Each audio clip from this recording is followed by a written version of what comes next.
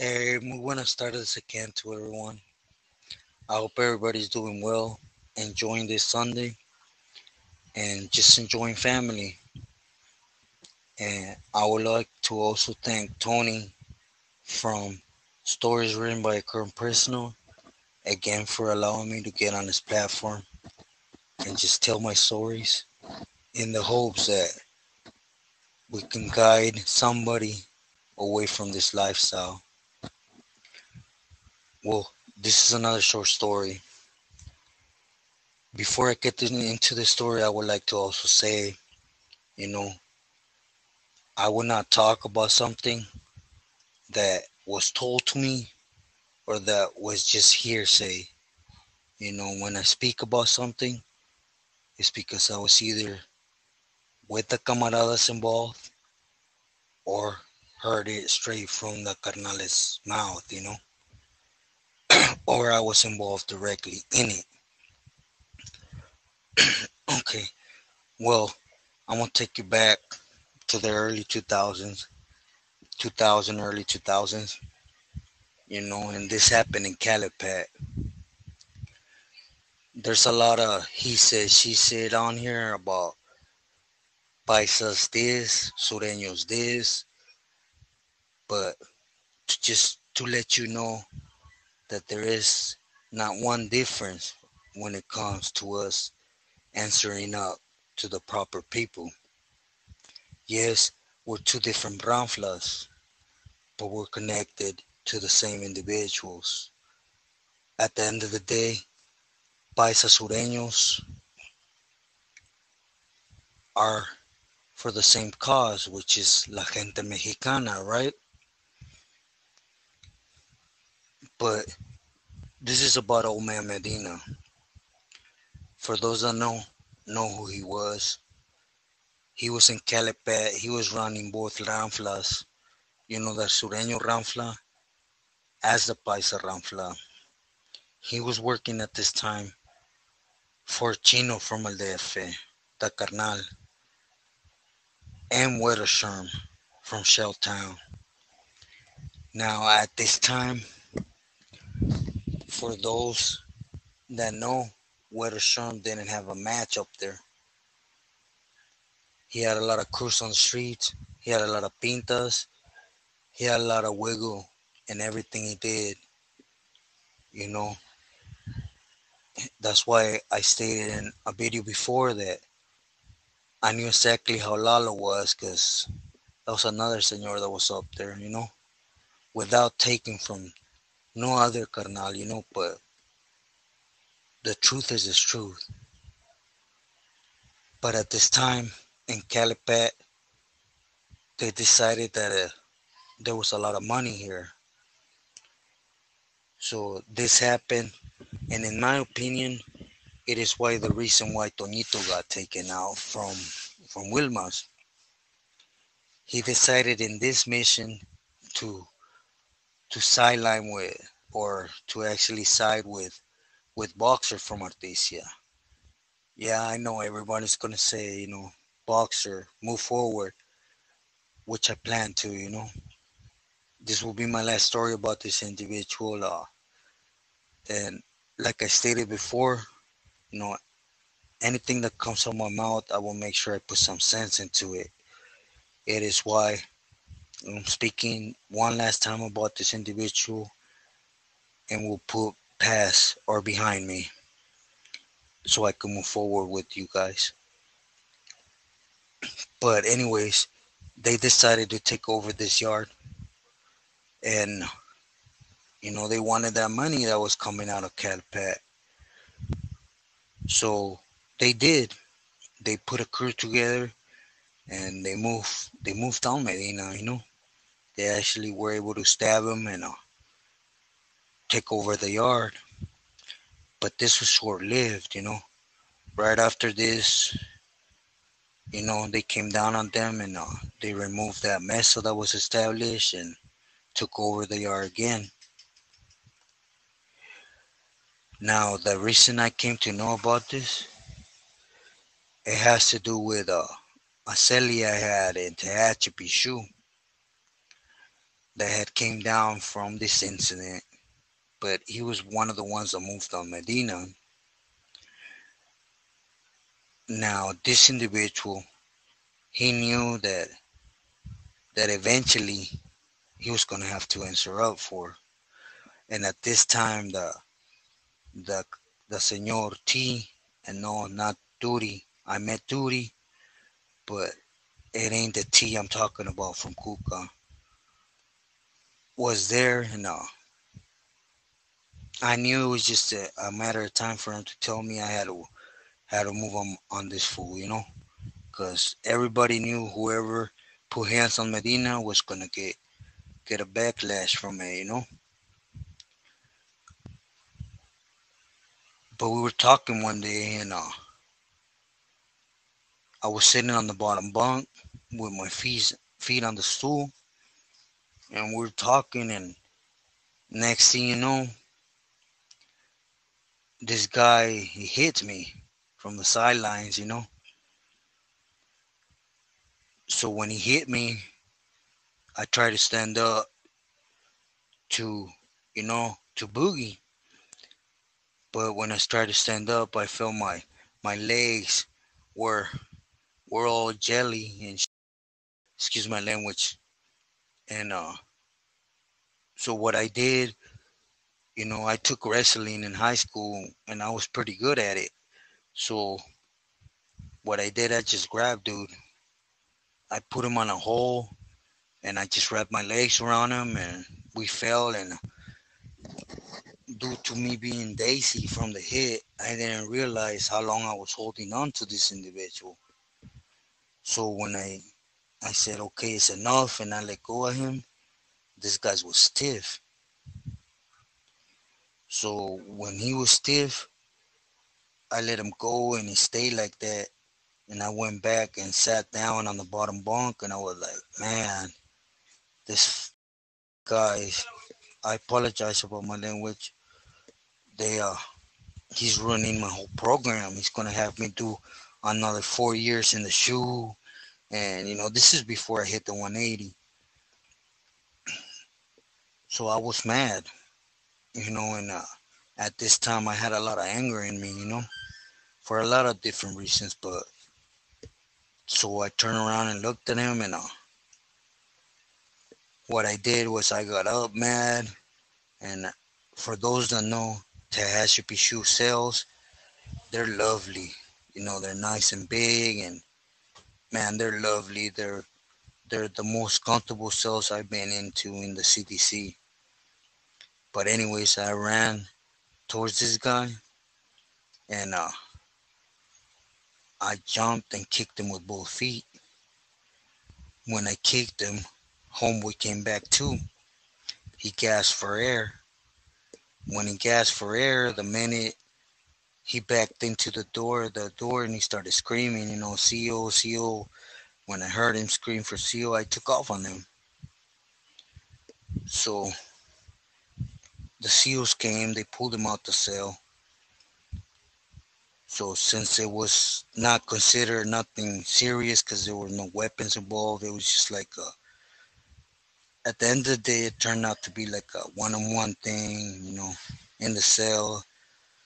So homeboy locked it up, but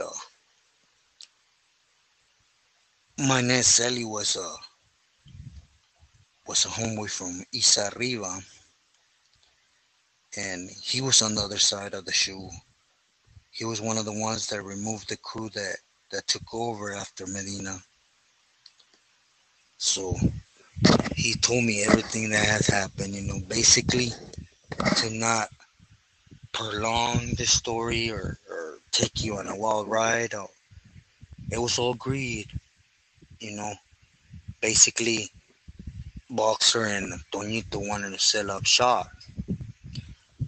Now, the thing why this story stuck with me a lot was because I think it's a lot of it's ironic how you know on this yard Toñito decided to side with Boxer and move on Medina, and on the same yard is the yard that they moved on him and took him out.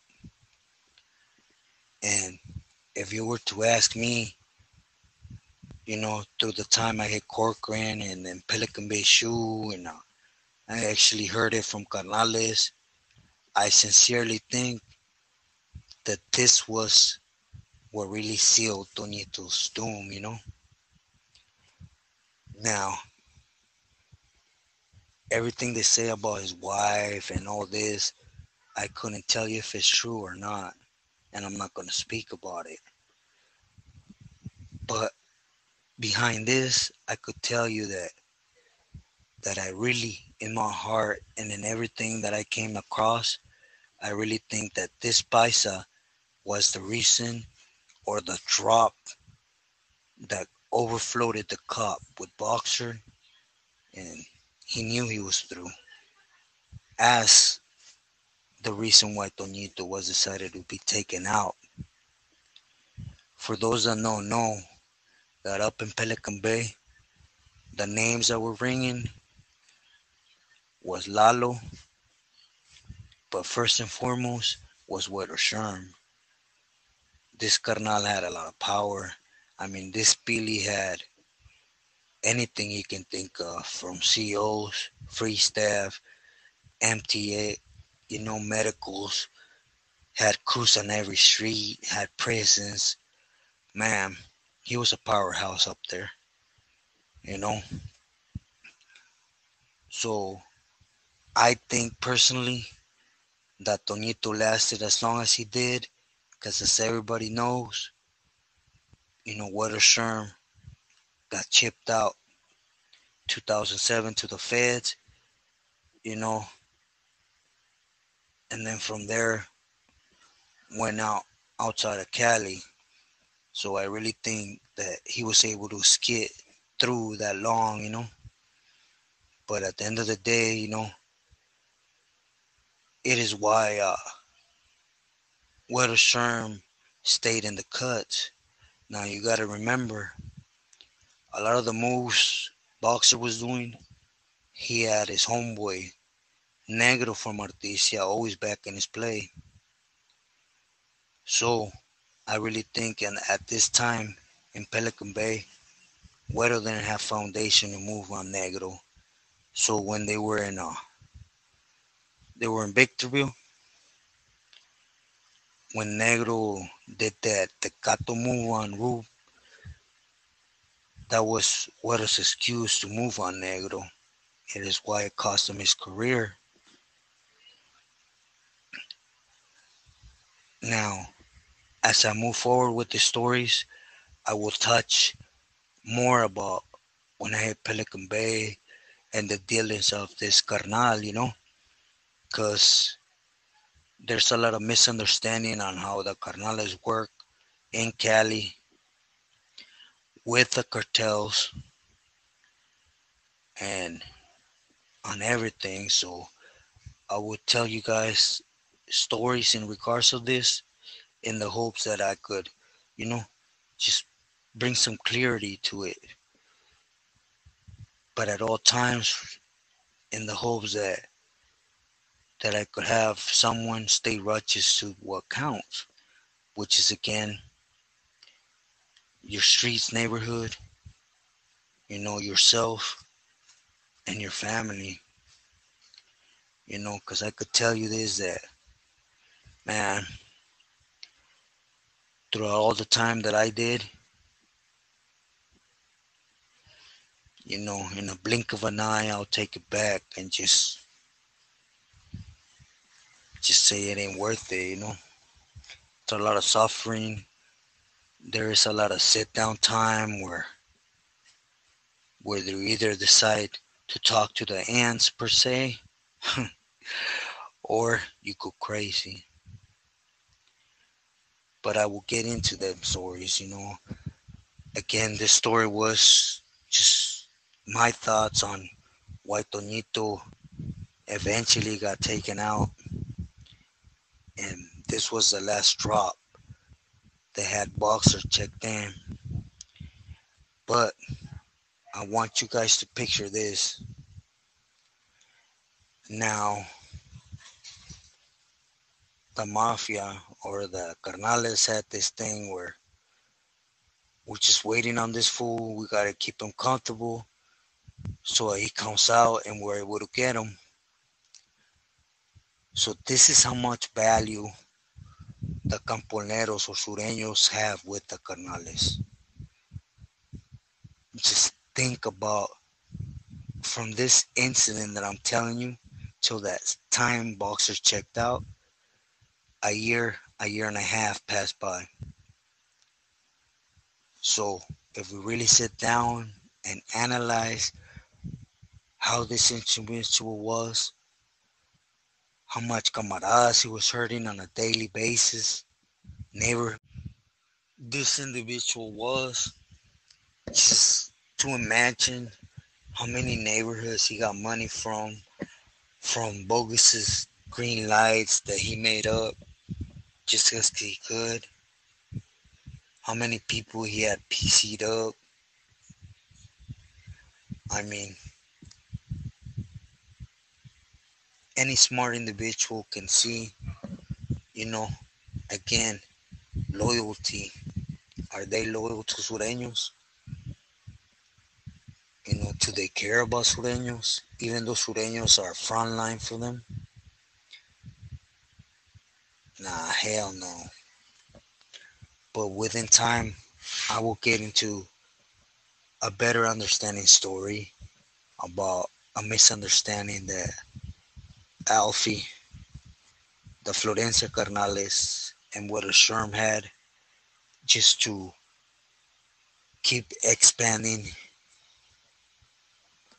on the power or the type of power that Widow Sherm had up there at this time. Again, this was a story that to me was the reason why Toñito got taken out, and it is why this was actually the what pumped fear into Boxer and decided to he was done. You know, and again, it has to do a lot with everybody wanting to know Paisa, Sureño, and how in this case a Paisa had two carnales check in. Well, one and the other one clock out, you know. Well, with this being said, I will put Boxer behind and move forward with you guys.